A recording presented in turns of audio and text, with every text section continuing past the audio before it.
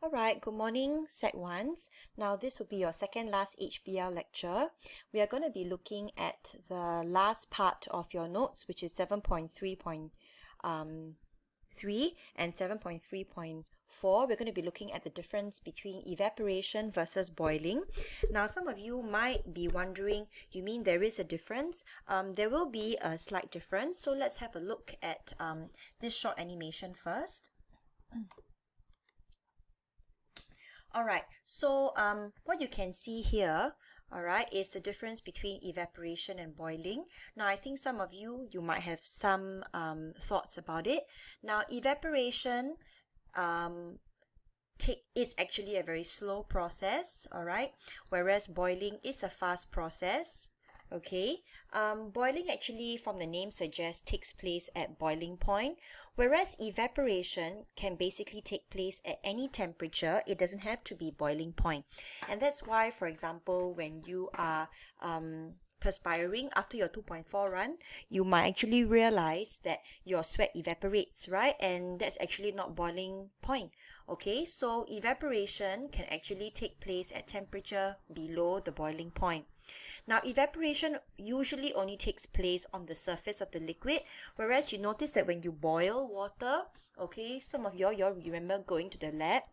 When you boil water, you can see the bubbling actually occurring throughout the entire beaker. So actually boiling occurs throughout the liquid. So let's check. Alright, so we have seen some of these differences. So now let's refer to your notes. Alright, now actually both processes involve a change in state, okay, from liquid to gas.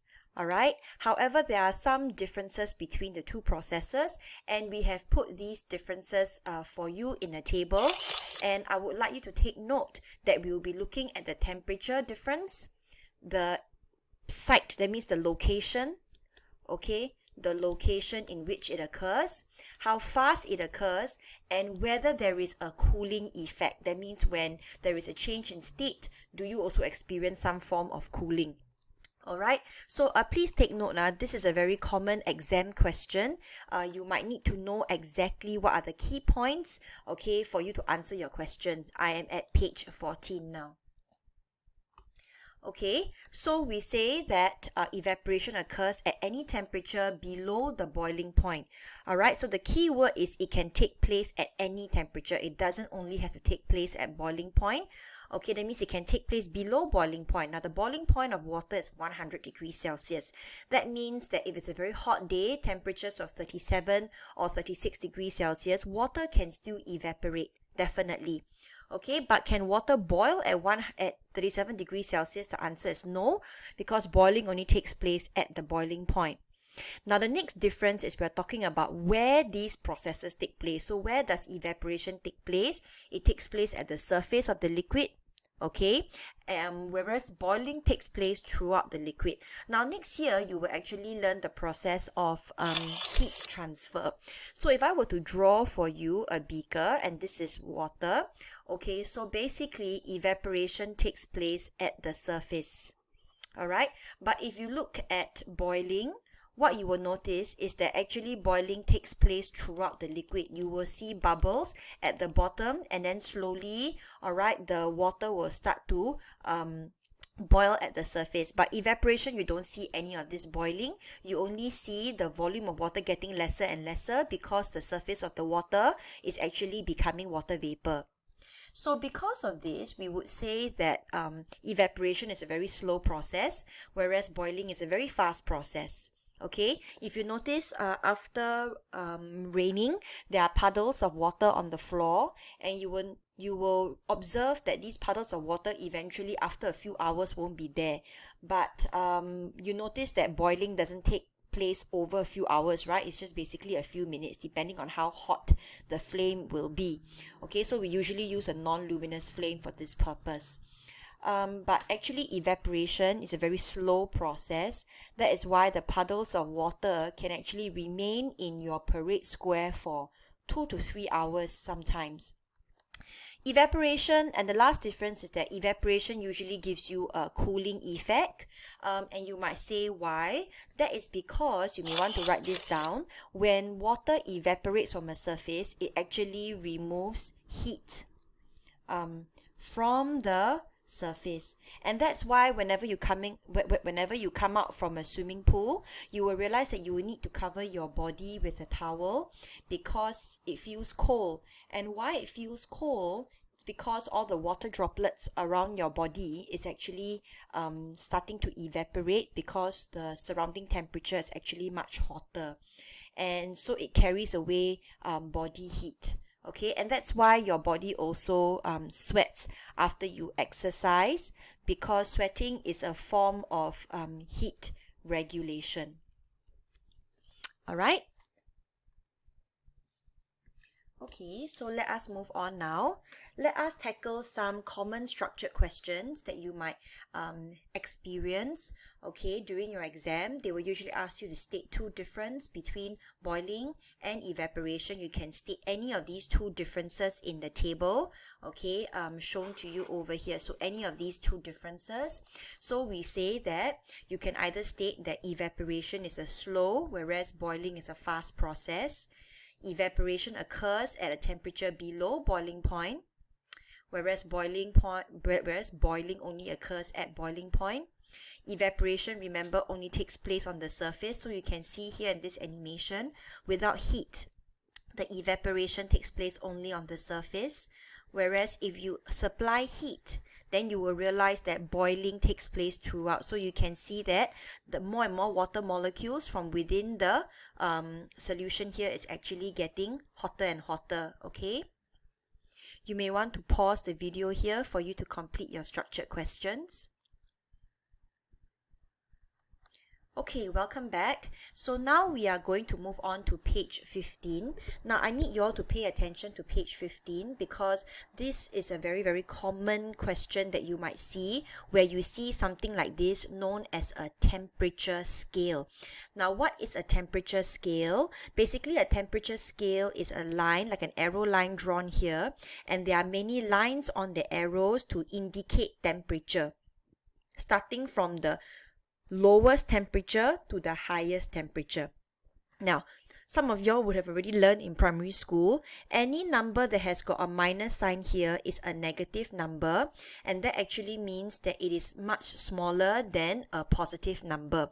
So 25 degrees Celsius and you look at negative 125, don't focus on 125, look at the fact that there is a negative sign here. That means this number is actually below 0 degrees Celsius. Okay, so this is a temperature scale, and the temperature scale basically allows us to see at which point of the temperature will the substance exist as a solid, a liquid, or a gas. And usually what we will need to do is we will need to take note of the boiling and the melting point. So let's have a look. To determine the physical state of a substance, a temperature scale is going to be used. Let's look at the question. Predict the state in which ethanol, which is an alcohol, you may want to write this down, exists given that its boiling point is 78. So let's write this down here. The boiling point is 78 degrees Celsius. And its melting point is negative 114 degrees Celsius.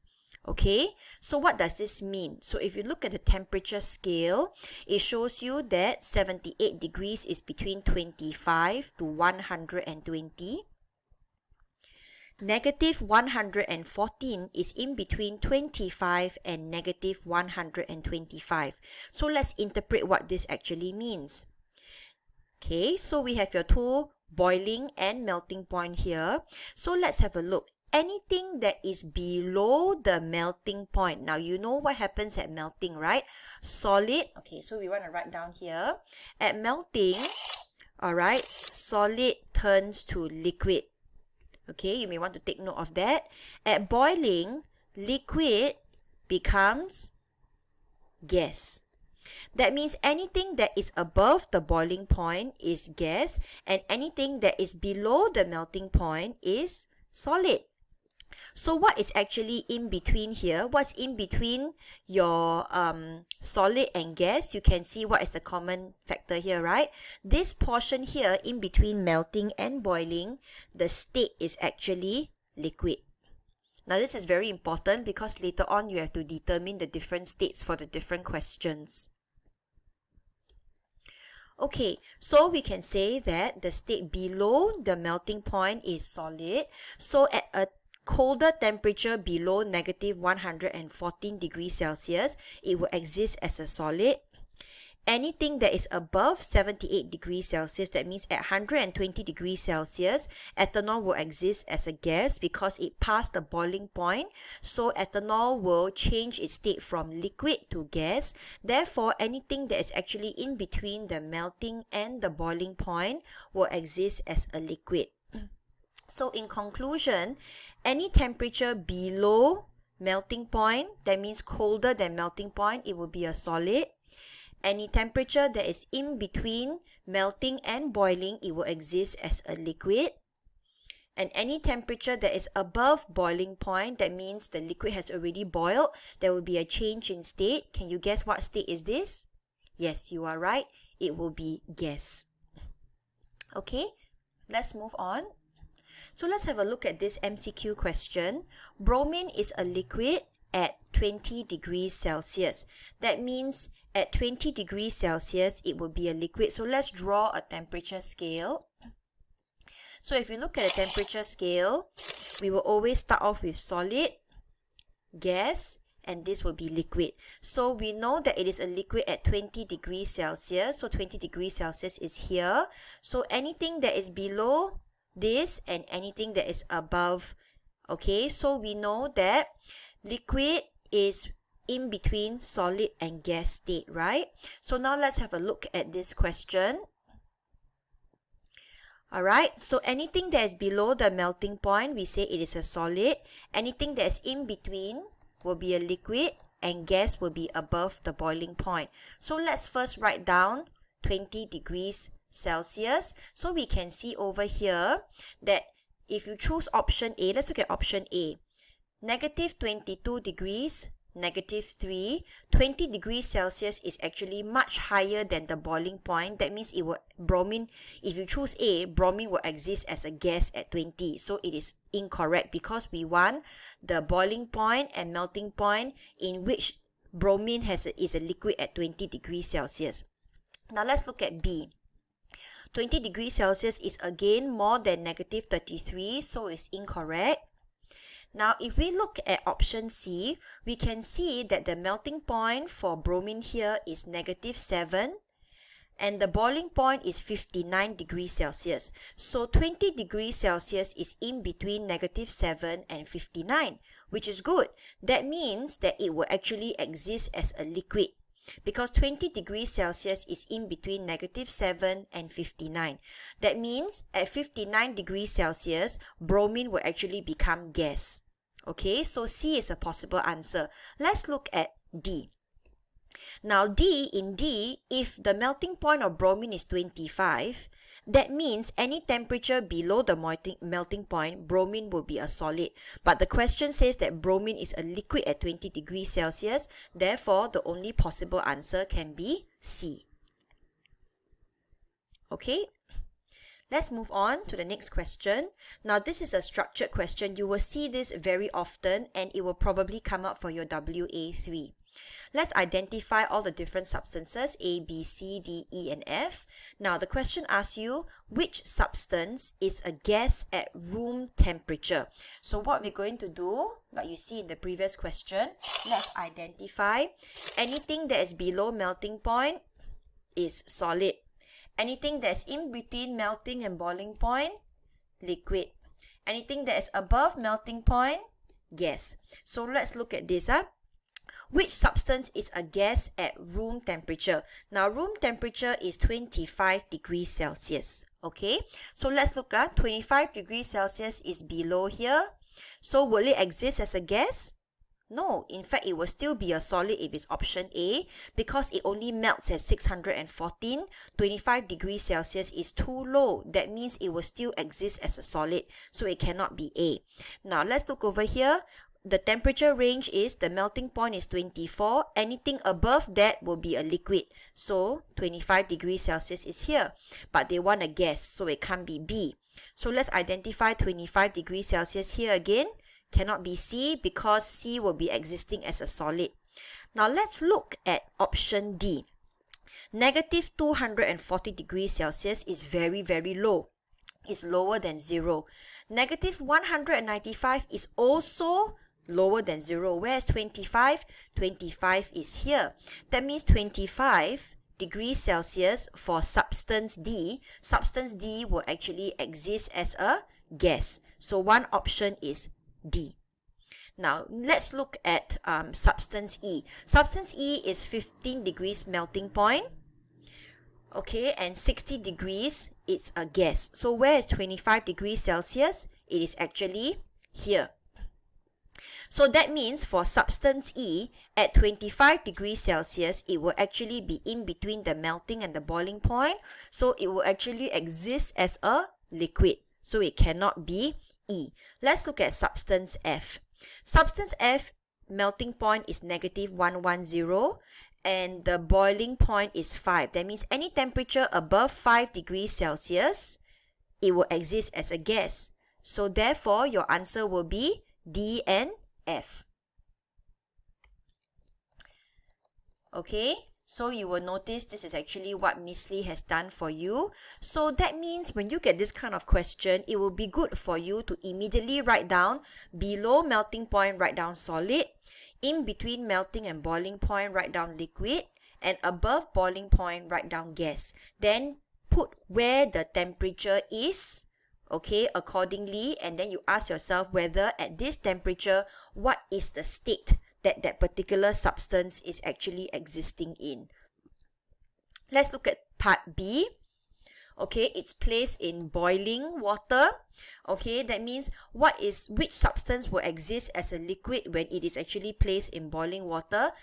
Boiling is 100 degrees Celsius. So you want to find out which of this substance at 100 degrees Celsius will exist as a liquid. So very simple. Let's identify again.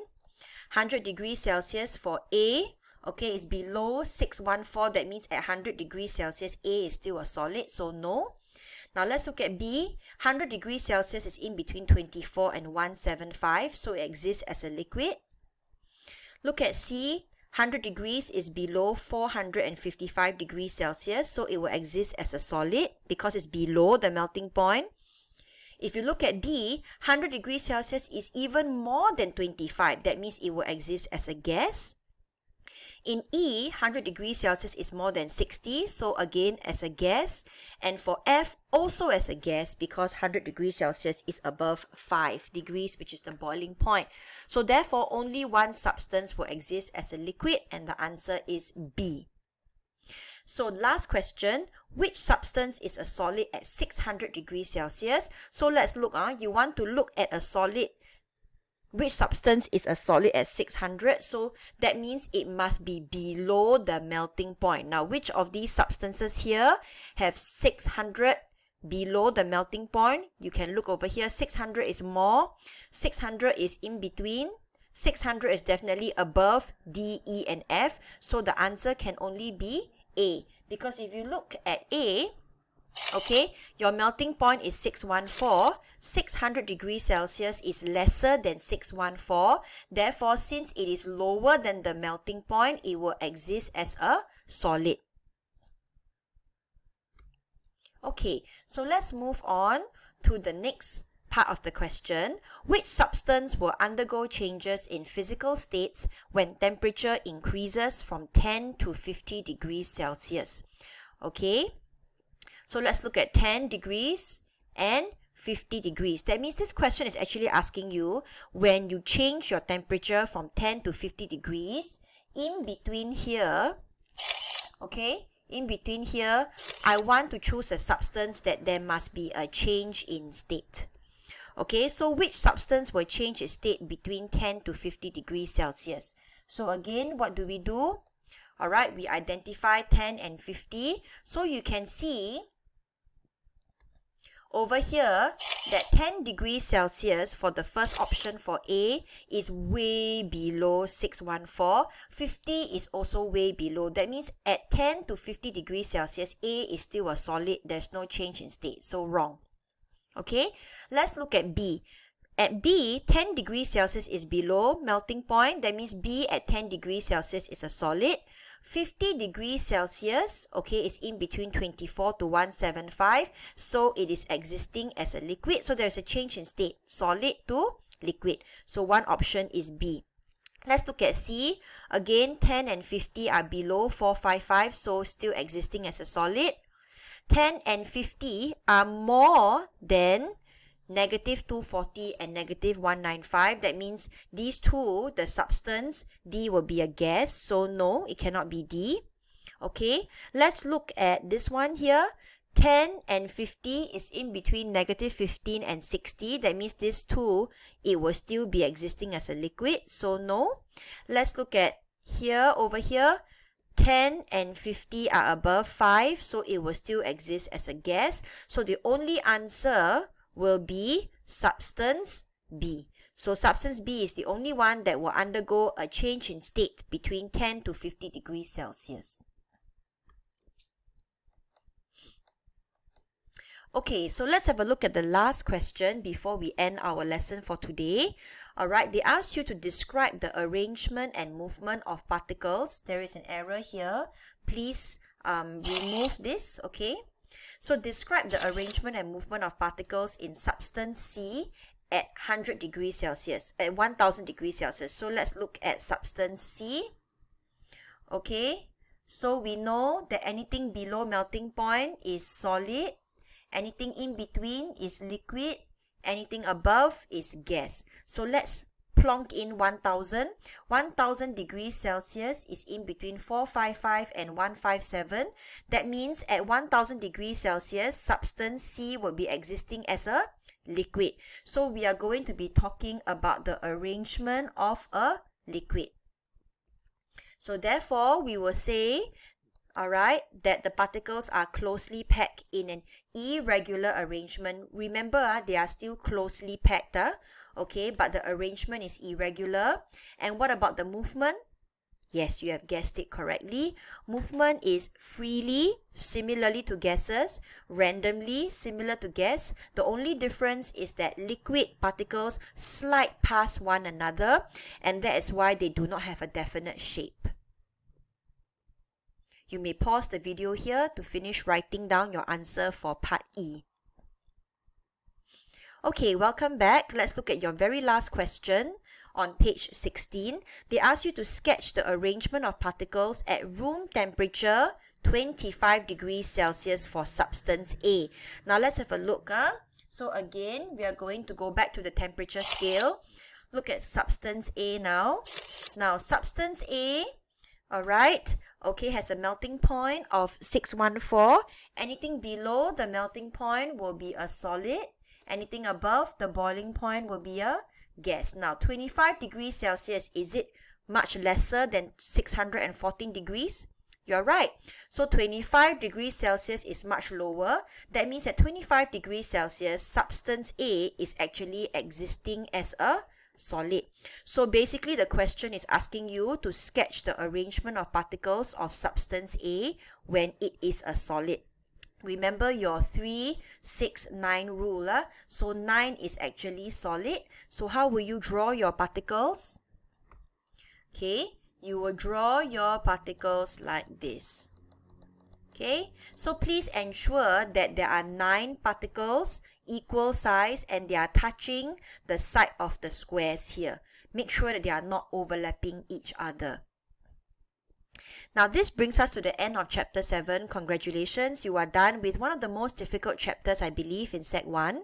Alright, so you can give yourself a pat on the back. Let's just have a look at page 18, which is quite important.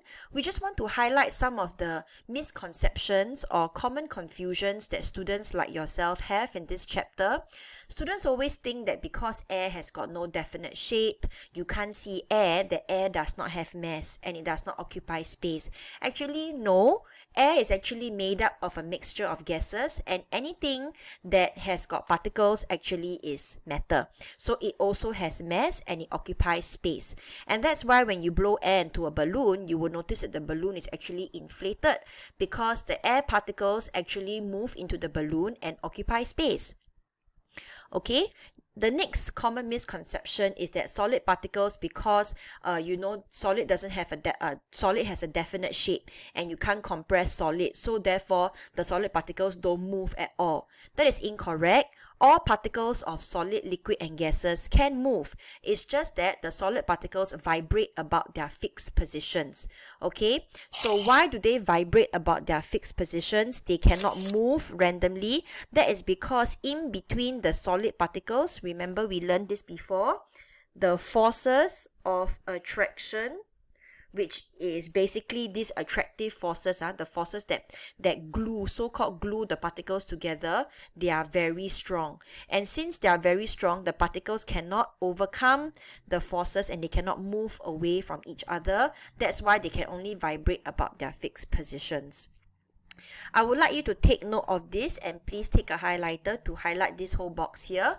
Okay, you need to know that when particles gain heat energy, the particles do not expand in size. Okay, so let's say you heat this solid object, the particles don't become bigger. It is not. In fact, what will become bigger, if I may use the word, is actually the spaces or the distance between the particles. Okay, and why is that so? Because with more heat, with more heat, you have more energy, so the particles can vibrate even faster, and slowly but surely they will start to overcome these forces here and they will move further away from each other. That is why, please take note, we say that when there is a gain in heat energy, particles remain same size, but there is an increase in volume, and this is known as expansion because the particles are now moving slightly further away from each other because there is more heat. Alright, very much. Have a good day. Bye bye.